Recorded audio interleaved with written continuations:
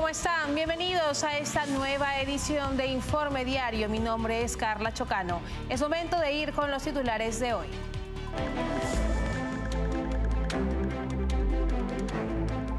La líder de la oposición venezolana, María Corina Machado, criticó a los presidentes de Colombia, Gustavo Petro, y de Brasil, Luis Ignacio Lula da Silva, por seguir solicitando la publicación de las actas de las elecciones del 28 de julio. El expresidente Donald Trump tiene una ligera ventaja sobre la vicepresidenta Kamala Harris en el estado clave de Georgia, según una encuesta realizada por el Atlanta Journal-Constitution y la Universidad de Georgia. El gobierno de Pedro Sánchez busca modificar la ley de radio-televisión española con el objetivo de poder renovar el Consejo de Administración sin necesidad de contar con el respaldo del Partido Popular. Un ataque con drones rusos en la ciudad de Sumy, noreste de Ucrania, dejó a 3 personas muertas, incluido un niño, según informaron las autoridades de Kiev.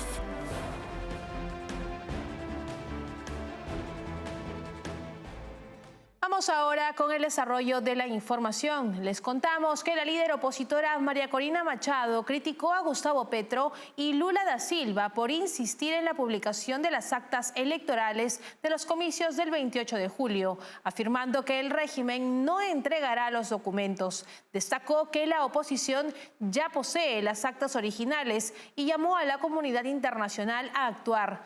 Además, mencionó su elección como candidata opositora para las elecciones del 2024, resaltando el debilitamiento del chavismo y la importancia de este momento para Venezuela.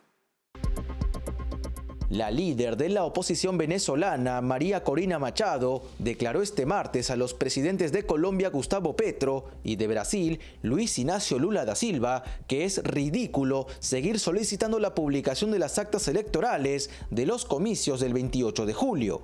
En una entrevista con la emisora colombiana Blue Radio, Machado afirmó que no hay nada más que esperar, ya que han pasado 3 meses y el régimen no entregará los documentos. Machado subrayó que la oposición ya posee las actas originales, que son conocidas a nivel mundial.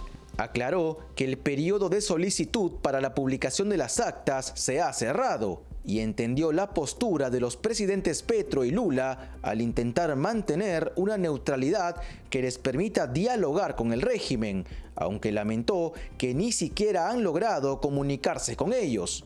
Los gobiernos de Colombia, Brasil y México han buscado mediar en la crisis venezolana desde que el Consejo Nacional Electoral, controlado por el chavismo, proclamara la controvertida victoria de Nicolás Maduro. Aunque ninguno de estos países ha reconocido la reelección de Maduro, tampoco se han manifestado en favor del ex candidato Edmundo González Urrutia y han insistido en la necesidad de que se publiquen las actas electorales y se inicie un diálogo entre las partes. Machado afirmó que Maduro no se sentará a negociar hasta que el costo de permanecer en el poder supere el costo de renunciar a él. Añadió que este es un momento crucial para que la comunidad internacional actúe, especialmente Colombia, ya que no habrá paz en su territorio mientras exista en Venezuela un régimen que no solo es dictatorial y tiránico, sino también criminal. La líder opositora también recordó que el 22 de octubre del 2023 fue elegida candidata para las elecciones presidenciales del 2024 durante las primarias, lo que consideró un evento cívico que unió a todas las fuerzas ciudadanas y llevó a la oposición a conseguir la victoria más grande en la historia de Venezuela. Señaló que este acontecimiento marcó un hito en la historia del país, evidenciando el colapso del chavismo como movimiento político y social, y destacó que el régimen se encuentra en su punto más débil en 25 años. Y justamente la líder opositora venezolana, María Corina Machado, afirmó este martes que su lucha contra el chavismo ha llegado a su etapa definitiva. Casi 3 meses después de las elecciones del 28 de julio, Machado reafirmó su compromiso de continuar hasta lograr la salida del régimen chavista del poder. Escuchemos. A cada uno de ustedes hoy les reitero mi compromiso indoblegable. Tengamos la seguridad de que estos sacrificios y el sufrimiento de hoy nos hacen más humanos, más resilientes, para la Venezuela que desde ya estamos construyendo. Hoy, puesto en perspectiva, este mandato del 22 de octubre ya ha adquirido otra dimensión luego de la inmensa victoria del 28 de julio. Y por eso no es verdad que aquí existan dos opciones, luchar o claudicar. Aquí hay una sola opción, que es luchar hasta vencer y cobrar el triunfo. Y lo haremos por la verdad, por los miles de presos, por los niños secuestrados y torturados, por los que están saliendo hoy de Venezuela y por los que quieren volver, por los empleados públicos ahogados, extorsionados por un gobierno que colapsa, por los maestros, enfermeras, médicos, el personal de salud con sueldos de hambre, por los militares y por los policías que los obligan a reprimir a sus hermanos, por nuestros hijos, por cada uno de nosotros.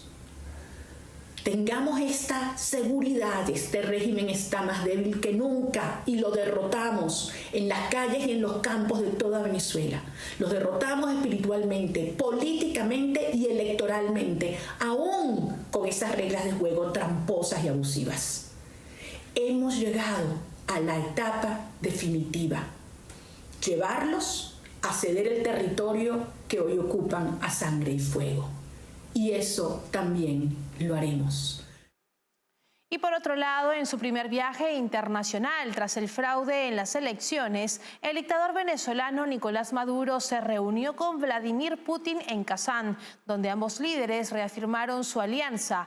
Putin declaró a Venezuela como un socio fiable, destacando el fortalecimiento de sus relaciones en medio de sanciones internacionales. Esta conexión resalta la tendencia de Rusia a aliarse con regímenes autoritarios, generando preocupaciones sobre el respeto a los derechos humanos y la estabilidad regional.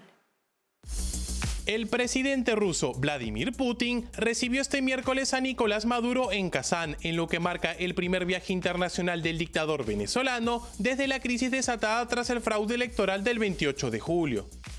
Durante la reunión, Putin sostuvo que Venezuela es un socio fiable de Rusia, subrayando la consolidación de sus relaciones. Así, la dictadura de Nicolás Maduro se erige como un aliado de Rusia en América Latina. Ambos líderes, que enfrentan sanciones internacionales y denuncias por violaciones de derechos humanos, mostraron su compromiso de seguir fortaleciendo su cooperación. Este encuentro pone en evidencia la creciente alineación de Putin con regímenes autoritarios como el de Venezuela y otros países bajo dictaduras como Corea del Norte. La alianza de Rusia con estos gobiernos, señalados por la represión política y las violaciones a los derechos humanos, son un claro desafío a los valores democráticos defendidos por Occidente. La estrecha relación de Putin con Maduro refuerza la estrategia de Rusia de juntar países con posturas antioccidentales. Estas alianzas autoritarias generan preocupaciones internacionales sobre el deterioro de los derechos humanos y la estabilidad global. La reunión se enmarca en el encuentro de BRICS en Rusia, grupo al que Venezuela aspira a integrarse.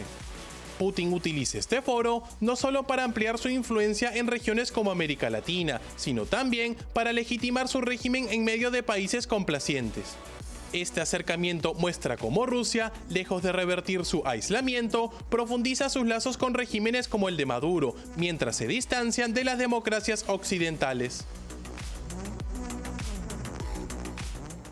Y ahora les contamos que en la noche del lunes 21 de octubre del 2024, una protesta estalló en las calles de La Habana, en un barrio que llevaba días sin electricidad.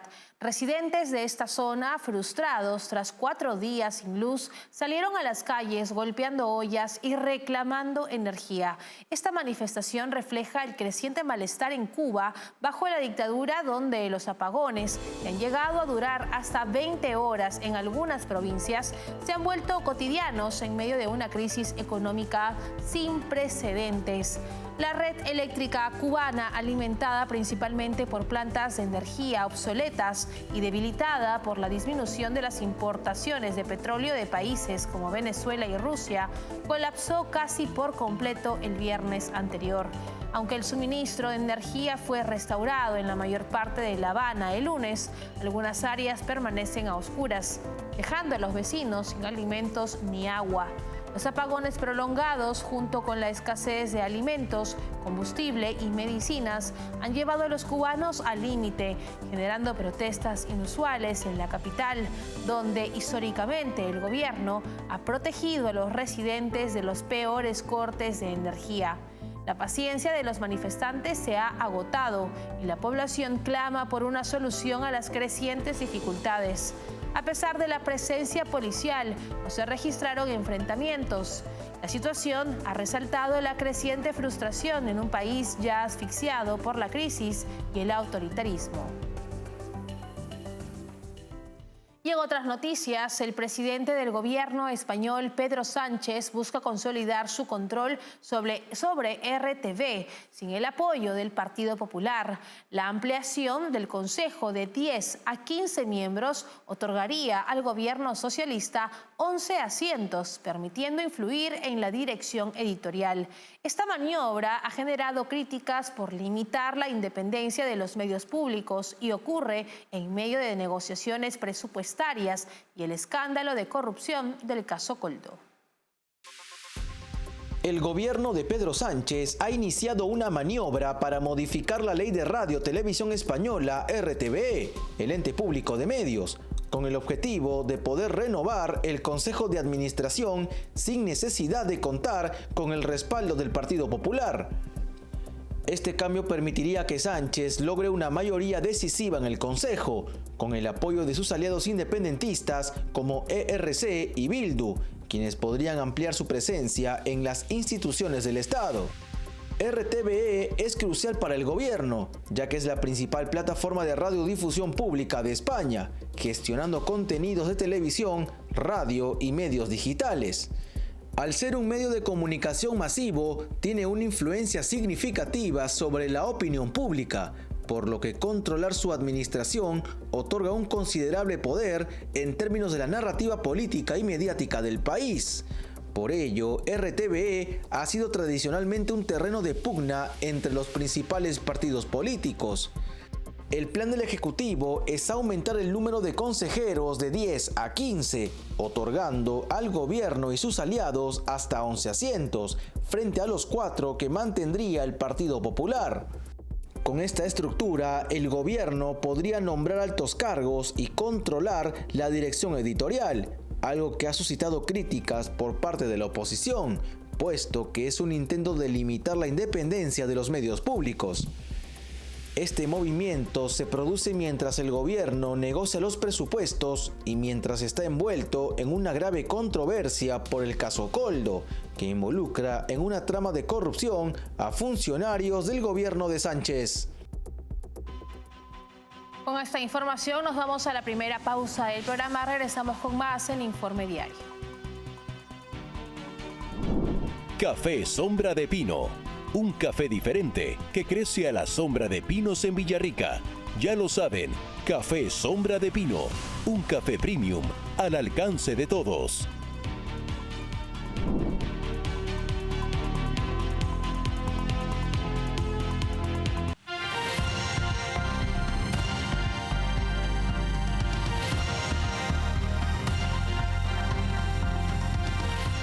Estamos de regreso en Informe Diario. A medida que se acercan las elecciones presidenciales en Estados Unidos, los demócratas están preocupados por el estrecho margen entre Kamala Harris y Donald Trump. Aunque Harris mantiene apoyo entre las mujeres, tiene dificultades para atraer a hombres afroamericanos y de la clase trabajadora blanca, además de enfrentar críticas de la comunidad árabe americana de Michigan por la postura de Biden en el conflicto de Medio Oriente. A medida que se acercan las elecciones presidenciales de Estados Unidos, los demócratas expresan preocupación por el ajustado margen entre Kamala Harris y Donald Trump. Aunque Harris mantiene apoyo significativo entre las mujeres, enfrenta dificultades para consolidar el respaldo de los hombres, tanto afroamericanos como los de clase trabajadora blanca. Además, su campaña ha tenido problemas para atraer a la comunidad árabe americana de Michigan, descontenta con la postura de la administración Biden en el conflicto de Medio Oriente. Los recuerdos de la sorpresiva derrota de Hillary Clinton en el 2016, cuando se confiaba en su victoria, atormentan a los activistas del partido. Las encuestas muestran un empate técnico en los estados clave de Michigan, Pensilvania y Wisconsin, donde Harris necesita asegurar victorias para obtener una ruta clara hacia la Casa Blanca. Los asesores de Harris subrayan que la campaña cuenta con una infraestructura sólida de movilización de votantes, que incluye campañas puerta a puerta, recolección de datos y publicidad dirigida. A pesar de ello, Trump ha logrado ventajas en temas como la economía, lo que inquieta aún más al partido. Los demócratas también han expresado críticas internas, incluyendo la gestión en Pensilvania, donde se han reportado problemas de comunicación y organización. Con menos de 2 semanas para las elecciones, los números indican un impulso de Donald Trump, mientras Kamala Harris, pese a cambios de discursos, no ha logrado conseguir más apoyo.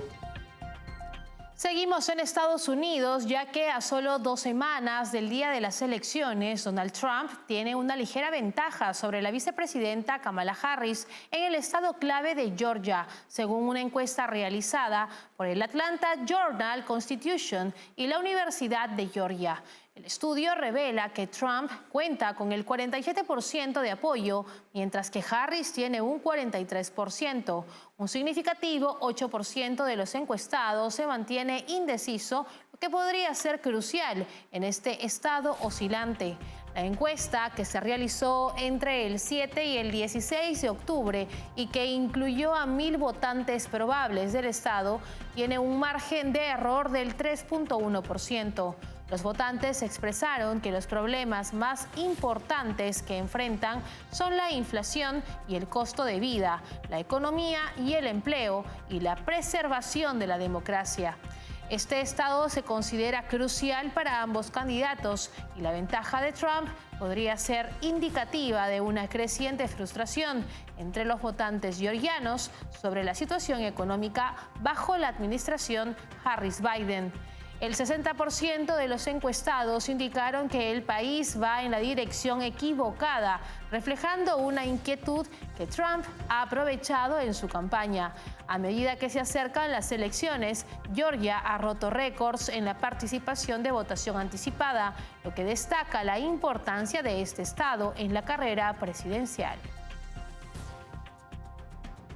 Vamos con otras noticias. Israel abatió en Damasco, capital de Siria, a un comandante de Hezbollah encargado de trasladar armas desde Irán.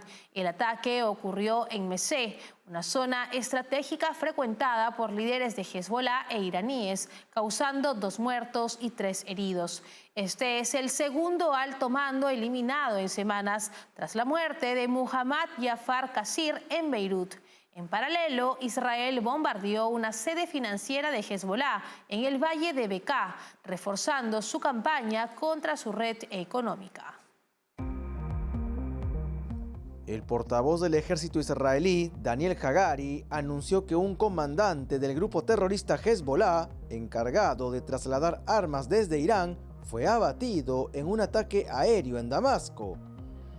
El militar, cuyo nombre no fue revelado, llevaba pocas semanas en el cargo, tras la muerte de su predecesor, Muhammad Jafar Qasir, en otro ataque israelí en Beirut el 1 de octubre. Según fuentes militares sirias, el ataque con un misil teledirigido ocurrió en el barrio de Mesé, una zona exclusiva de Damasco, y dejó al menos 2 muertos y 3 heridos.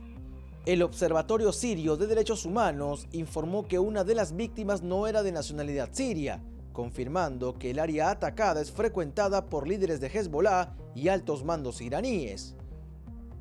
Mesé ha sido un blanco frecuente de ataques de Israel en las últimas semanas, debido a su importancia estratégica en medio del conflicto entre Israel y Hezbollah.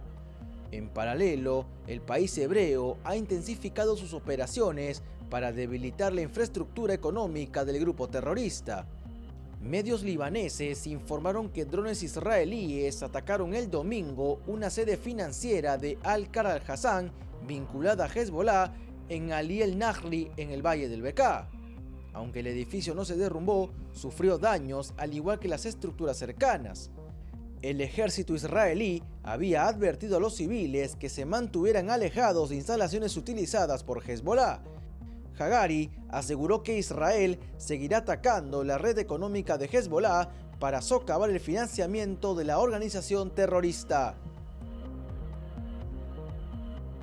Con esta información nos separamos por unos instantes. Regresamos con lo último tras la pausa.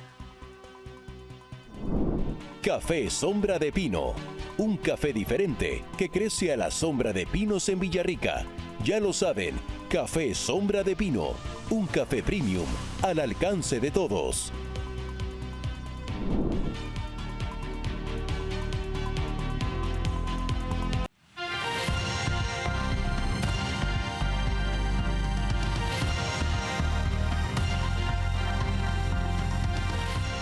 Y ahora les contamos que un ataque con drones rusos en la ciudad de Sumy, en el noreste de Ucrania, dejó a 3 personas muertas, incluido un niño, según informaron las autoridades ucranianas. El ataque de los invasores rusos afectó un barrio residencial y una infraestructura crítica, según informó el jefe del personal de la administración regional.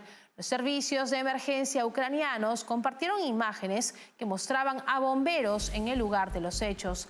Por otra parte, la Fiscalía General de Ucrania inició una investigación sobre la ejecución de 2 miembros de las Fuerzas Aéreas ucranianas, quienes fueron capturados y posteriormente asesinados por las tropas del régimen de Vladimir Putin cerca de Selidovo, en la región de Donetsk. Según el comunicado de la Fiscalía, los prisioneros fueron ejecutados a corta distancia con armas automáticas tras ser forzados a tumbarse boca abajo. Estos actos de las fuerzas rusas han sido clasificados como crímenes de guerra. La Fiscalía ucraniana recordó que la ejecución de prisioneros de guerra constituye una violación grave de las convenciones de Ginebra. Asimismo, señaló que este crimen no es aislado, ya que se han documentado al menos 92 ejecuciones similares de militares ucranianos que se rindieron. Y por su parte, el secretario de Defensa de Estados Unidos, Lloyd Austin, confirmó el despliegue de tropas norcoreanas en Rusia. Esta acción representa una alarmante escalada en la colaboración militar entre Pyongyang y Moscú en el contexto de la invasión rusa contra Ucrania. Según Austin, hay militares norcoreanos que han ido a Rusia, aunque aún no está claro qué rol desempeñarán en la guerra. Las implicaciones de esta cooperación van más allá del teatro europeo, impactando también la seguridad en el Indo-Pacífico. Informes de la inteligencia surcoreana indicaban que Rusia había recibido hasta 1.500 fuerzas especiales norcoreanas, mientras que el presidente ucraniano, Volodymyr Zelensky, advirtió que hasta 10.000 efectivos podrían ser desplegados. La participación activa de estos soldados representaría un punto de inflexión en el conflicto, dado que reforzaría a Rusia en un momento en que enfrenta una creciente presión internacional y sanciones económicas. Esta colaboración no solo viola las normas internacionales, sino que aumenta las tensiones globales, dado el papel de Corea del Norte como un estado aislado, con un historial preocupante en temas de derechos humanos y proliferación nuclear. La posible participación de soldados norcoreanos en el frente ucraniano abriría un nuevo capítulo en la guerra con consecuencias impredecibles para la estabilidad mundial. Las acciones de Pyongyang y Moscú demuestran su postura antioccidental y en contra de la paz regional.